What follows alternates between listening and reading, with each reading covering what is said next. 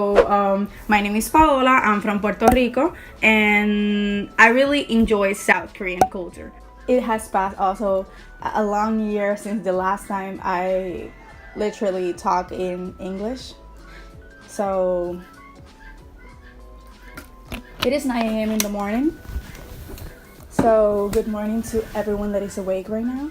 I'm gonna do like a little brief of what happened in that year. So I was working and studying, and I was doing both things not at the same time, but practically at the same time.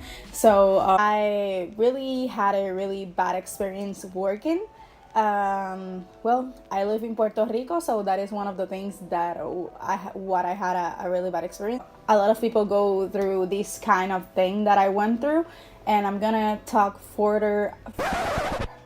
I'm gonna talk much later about that in a video specifically talking about my experience in work. So I'm gonna be giving you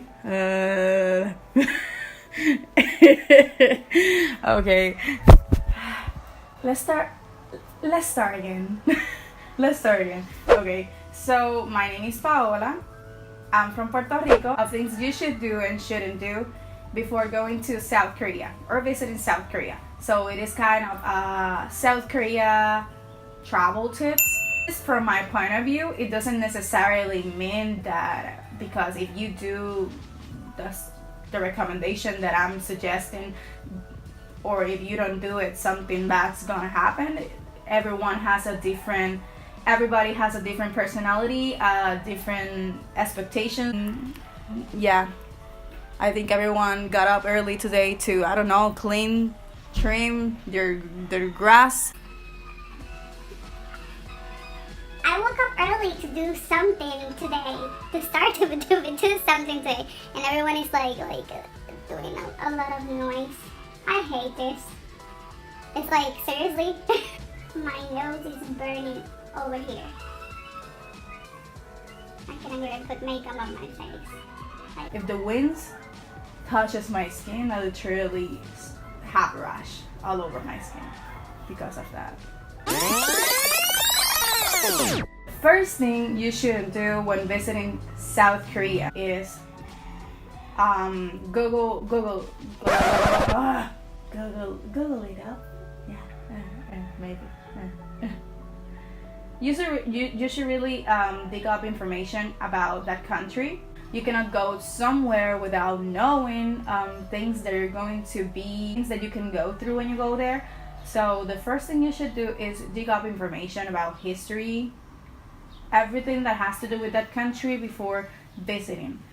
So maybe that's one thing. Maybe your main reason for visiting South Korea, it could be because you are going to study abroad, you're going to get surgery done, or you're just going on vacation, or maybe you want to live there.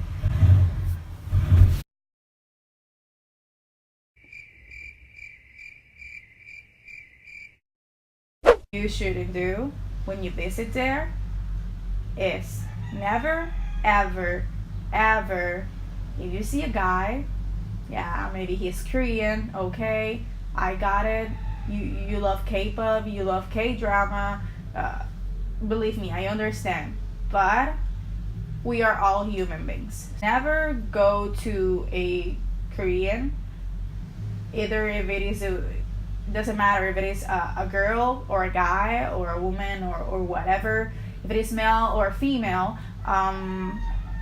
you shouldn't go to this person and talk to them because, oh my god, he's Korean, so yeah, I'm gonna make a Korean friend. No, you should really go and talk to a person because maybe you saw or heard that the person maybe enjoys sports and you enjoy sports too. So you're gonna talk to that person because you have something in common. So never go up to a person, either it's female or male, talk to them because of their nationality.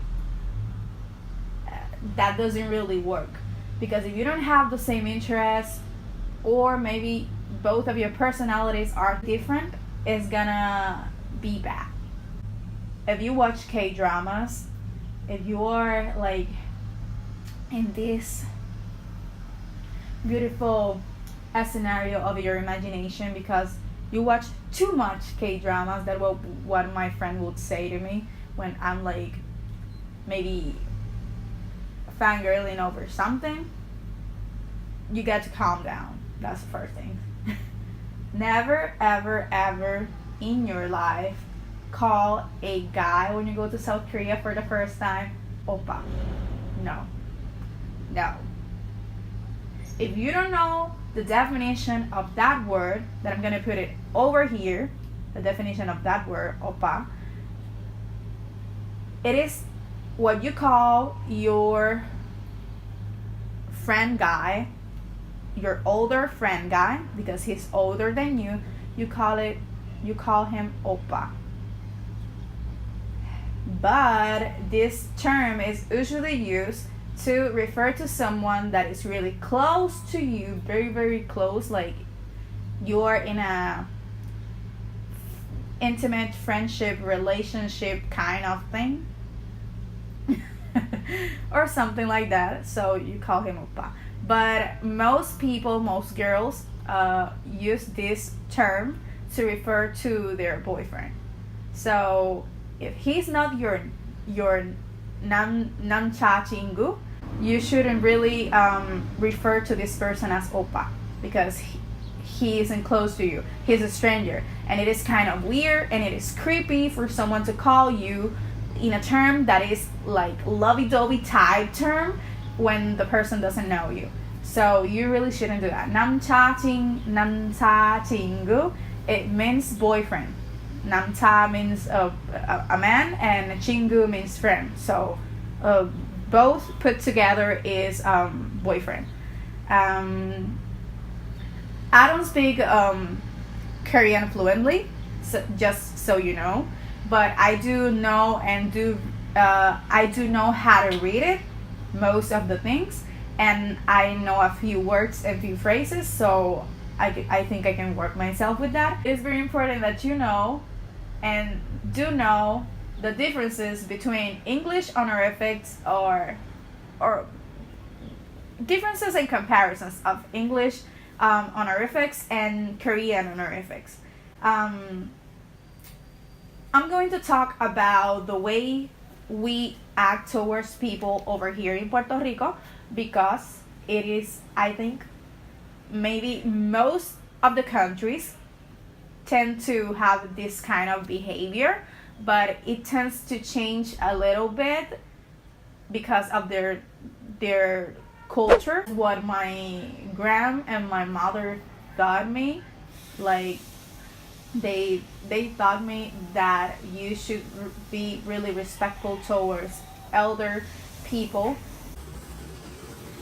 Is this serious right now? Like, are you serious right now? This is the most amazing and inspiring thing that could happen to a person. Learn a little bit of Hangul or Korean through apps that I work with. I work with Duolingo. I work with Drops. I have worked with LearnKorean101.com or Talk to Me in Korean. I also have a book. So those are things that you should really search for. Search for websites, apps. They're really, really, really useful apps. Duolingo is useful, but I think it needs a little bit of improving, maybe, because when it starts teaching you phrases and sentences, it gets a little confusing because it doesn't tell you the meaning of all the words that are in the sentences. So it is kind of confusing because you are not going to know the difference between one sentence and the other. It is free, so it does the job, I think. At least for me, I use it every day. Like I maybe have like 20-30 minutes a day and I practice.